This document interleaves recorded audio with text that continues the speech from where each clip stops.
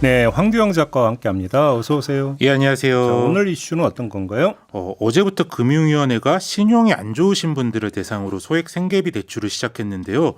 이게 한도가 최대 100만 원까지로 좀 작고 금리도 연 15.9%로 결코 낮지 않아서 그리고 이제 절차도 좀 매우 귀찮아서 대체 이걸 몇 명이나 이용하겠냐 그런 우려들이 계속 됐었는데요. 네. 의외로 지금 한 달치 상담 예약이 꽉 찰 정도로 신청자가 폭주하고 있습니다. 그만큼 절박한 사람들이 많다 이렇게 해석을 해야 되는 거죠. 그렇죠. 이제 서민금융통합지원센터라는 곳에서 상담을 해야 되는데요. 이게 전국에 48개소가 있어서 원래 한 주에 한 5천 명 정도 상담을 할 수 있는데 지난주에 이제 한 주치 예약을 시작하자마자 전국 모든 센터가 몇 시간 만에 예약 마감이 돼버립니다. 그래서 금융위원회에서 한 주에 6,200명까지 상담할 수 있도록 급히 인력을 충원하고 신청도 한 달 단위로 미리 받기로 했는데요. 네. 그런데도 이제 25,000명 이상의 신청에 거의 한 달치 예약이 모두 마감됐습니다. 왜 이렇게 사람이 그러니까 이렇게 신청자가 많을까요?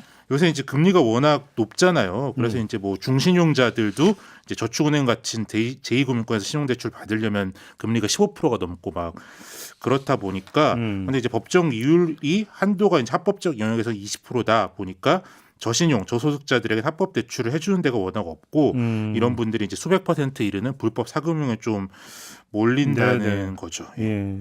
근데 참 여기서 해드는 게 일단 뭐 50만 원, 100만 원이잖아요. 네네. 근데 이분들한테는 이 액수라고 하는 게 지금 당장에 숨통을 틔울 만큼 절박한 액수다 이렇게 봐야 되는 거죠. 그러니까.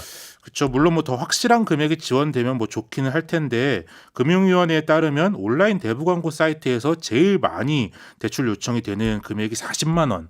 이라고 하더라고요. 그리고 이제 소위 내구재 대출이라고 해서 스마트폰이나 노트북 같은 걸 할부로 산 다음에 대부업자한테 넘겨서 돈을 받는 이런 방식도 보통 50만 원 정도를 한다고 하더라고요. 그래서 뭐 이 정도 금액이면은 이제 불법 사금융 시장에 진입하지 않도록 하는 뭐 장벽 역할은 할 수 있다는 게 금융위원회 설명입니다. 말 그대로 우리가 이제 급전이 필요하다 이런 예, 얘기 많이 예, 하잖아요. 예. 말 그대로 급전인 셈이네요. 그러니까. 네네.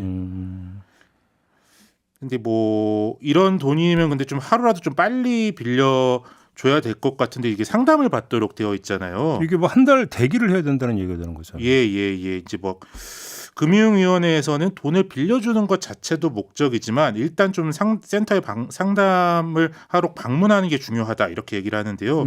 상담을 통해 뭐 채무 조정이나 취업 혹은 뭐 다른 복지 서비스를 연계하는 것까지 하겠다 이런 계획인데요. 이 점이 주로 좀 은행에서 위탁해서 취급하던 기존 서민금융 상품들과는 좀 다른 점인데 뭐 새롭긴 한데 좀 실질적인 효과가 어떨지는 좀 지켜봐야 할 것 같습니다. 근데 이렇게 신청이 폭증을 하면 나중에 가서는 못 받는 분들도 많이 나올 수 있는 거 아닌가요?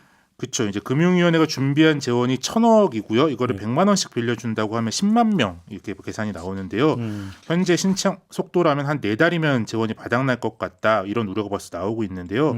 어제 김주현 금융위원장이 필요하면 추가 재원도 검토하겠다 이렇게 이야기는 했는데 이게 정부 돈이 아니거든요. 은행 연합회가 500억, 한국자산관리공사가 500억 기부해서 마련한 돈이라 뭐 아직 어떻게 추가 재원을 마련할지는 좀 뚜렷하진 않습니다. 은행들 예대마진에서 돈 많이 벌었다는데 조금 더 해도 되는 거 아닙니까? 조금 부담스럽다 뭐 그런 뉘앙스를 보이긴 하더라고요 어제. 부담스러워했다고요?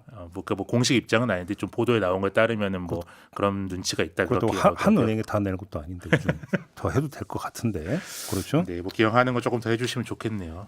알겠습니다. 자 이렇게 마무리하죠. 황두영 작가였습니다. 고맙습니다. 예, 감사합니다.